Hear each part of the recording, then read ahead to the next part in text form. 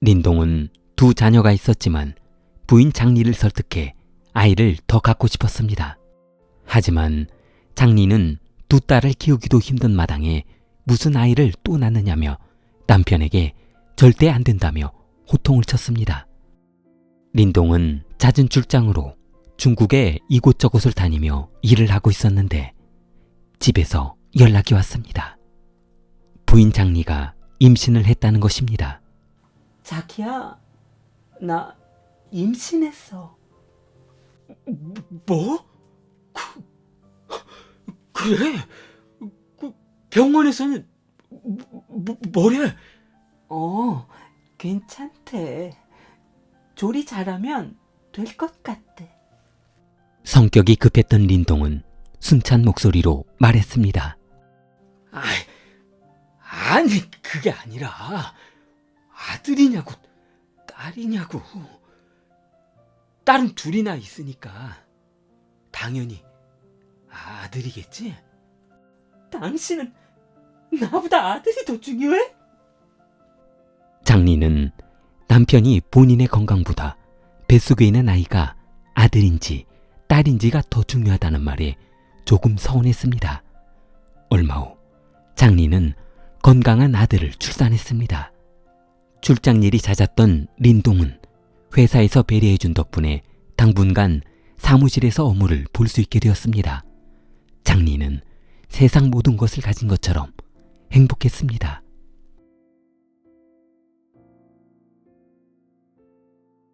출산 후 즐거운 생활이 지속되었던 두 사람은 일상으로 돌아가 바쁜 하루를 보내고 있었습니다. 린동은 다시 출장이 잦아졌고 한 번 출장으로 일주일 이상 집을 떠나 있는 생활을 계속했습니다. 그러던 어느 날 출장을 마치고 돌아온 린동은 화장실에서 볼일을 보고 나오는 고통스러워하는 부인의 모습을 지켜보고 걱정이 되었습니다. 여보, 어디 아파? 장리는 아무 일 없다는 듯 부엌으로 걸어갔습니다. 그러자 부인이 걱정된 린동은 그러지 말고 병원 한번 가보자. 그러다 작은 병이 큰 병이 될 수 있단 말이야. 아니야. 별거 아닐 거야.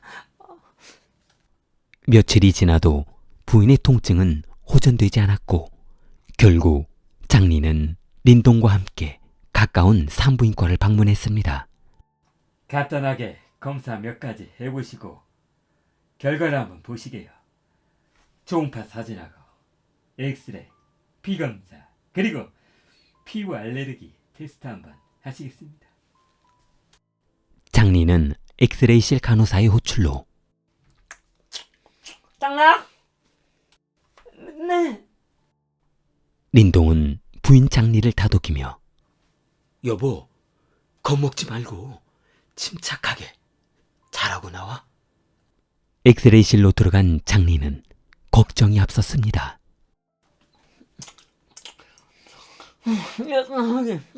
여기 촬영할 부위 탈의하시고 똑바로 누우세요.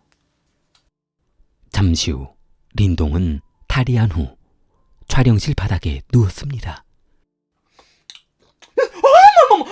어머머머. 아니 깜짝이야. 아줌마 옷을 홀딱 벗고 누워있으면 어떡해요.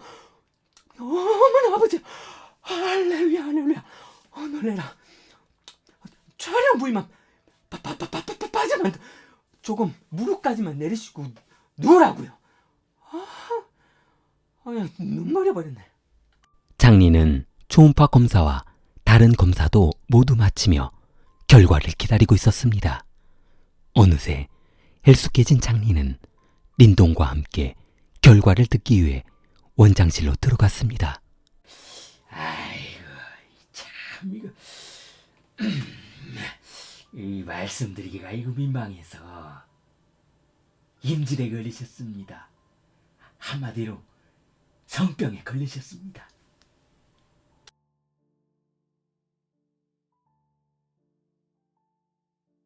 집에 돌아오는 길 두 사람은 한마디도 하지 않았습니다. 장리는 집에 돌아오는 동안 고개를 한 번도 들지 못했습니다. 힘없이 닫힌 집 현관문은 그저 고요한 정막을 깨는 소음에 불과할 뿐이었습니다. 나는 정말 세상 사람 아무도 믿고 싶지 않지만 너 하나만은 믿고 싶었어. 여보, 아니야. 검사가 잘못된 거야. 나는 결백해. 린동은 파렴치한 부인의 얼굴을 보고 있자니 구역질이 났습니다. 얼굴색 하나 변하지 않고 거짓말하는 부인을 상대하기 싫었습니다. 야, 아무리 그래도 네가 염치가 있으면 먼저 미안하다고 해야 되는 거 아니야? 참, 기가 찬다 진짜. 그럼 그동안 내가 출장 갔을 때마다 얼마나 불나방처럼 하고 다녔는지 내가 다 알 것 같다. 장리는 성병에 걸려있는 본인 모습이 너무 창피해 남편에게 대들지도 못했습니다. 린동은 작은 목소리로 혼자 중얼거렸습니다. 참, 내가 저런 쓰레기 같은 거다고 살았다니.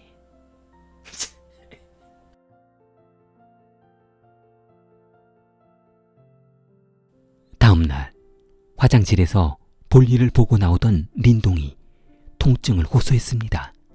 그 사건으로 대화가 없어졌던 집안이었지만 장리는 아픈 남편이 걱정되었습니다.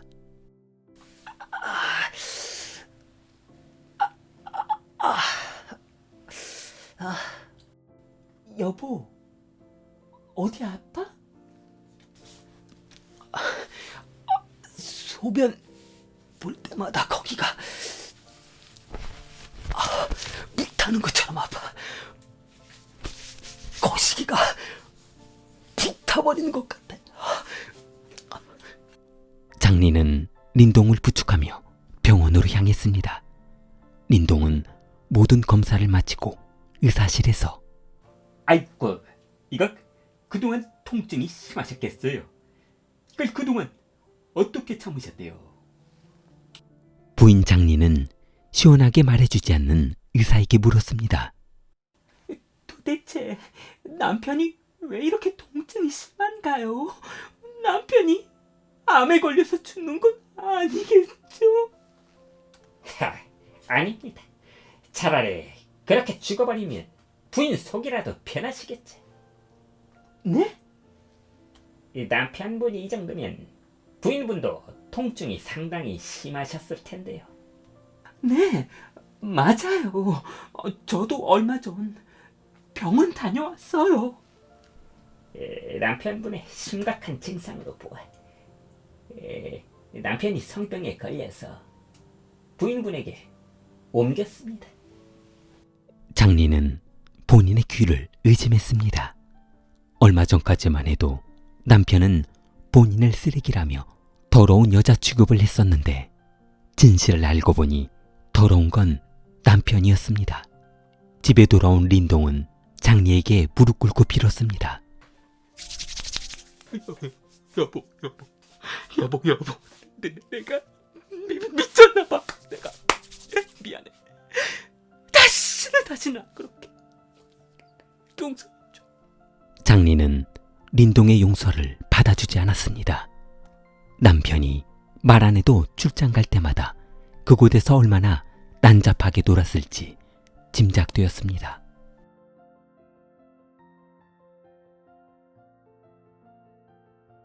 복수심에 불타오르던 장리는 바람 피울 대상을 물색했습니다. 그리고 얼마 후 초등학교 동창생 중 본인을 좋아했던 아직 결혼하지 않은 남동창생 후빈의 연락처를 알아냈습니다. 그리고 두 사람의 관계는 깊어졌습니다. 장리는 남편이 출장을 가고 나면 후빈을 만나 매일 뜨거운 밤을 보냈습니다. 두 사람의 관계는 즐기는 만남을 넘어서게 되었습니다. 그러던 어느 날 장리는 어지러움증으로 병원에 입원하게 되었습니다.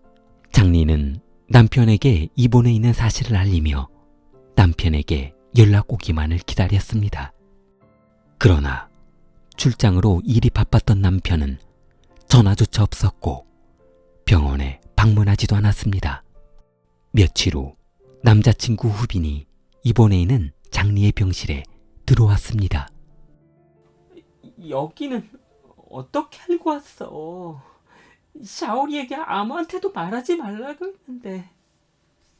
후빈은 장리가 태어날 때까지 잦은 병간호를 모두 하며 그녀를 감동시켰습니다. 장리의 속옷 빨래며 청소, 약 먹는 시간 등 모든 것을 다 해주었습니다. 출장을 마치고 돌아온 린동은 부인이 입원해 있는 동안 내연남과 하루 종일 지냈다는 소리를 듣고 분이 풀리지 않았습니다.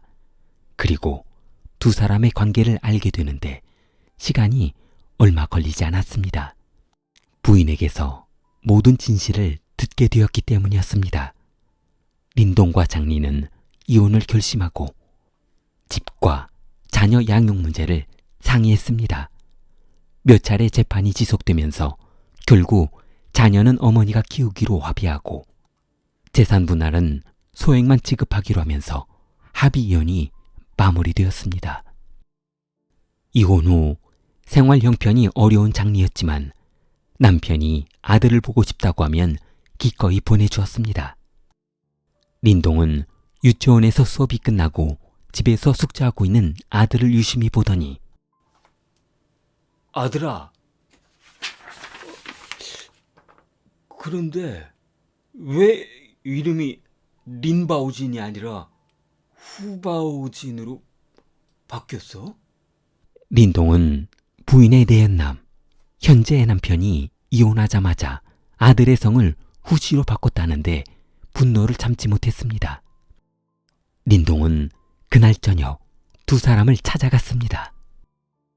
한참 소란을 피우고 창피를 당한 린동은 부인집에서 쫓겨나다시피 하고 나왔습니다.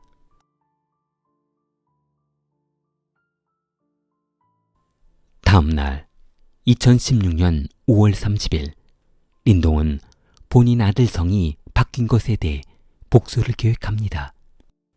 5월 31일 저녁 린동은 상의할 것이 있다며 부인집에 들어갔는데 방심하고 있던 두 부부를 준비해둔 흉기로 살해했습니다. 이웃 주민은 장리의 집이 소란스럽자 경찰에 신고했고 현장에 출동한 경찰은 비참하게 살해당한 두 사람을 발견했습니다. 부인은 가슴과 목에 자상이 남아있어 그 자리에서 즉사한 것으로 보였습니다. 그리고 침대 위에 한 남성이 발견되었는데 이불에 돌돌 말려있던 남성을 풀어보니 남성이 절단된 상태였고 목과 가슴에 자상이 남아있었습니다. 그날 밤 린동은 친구 집으로 도망갔고 경찰은 얼마 후 린동을 검거했습니다.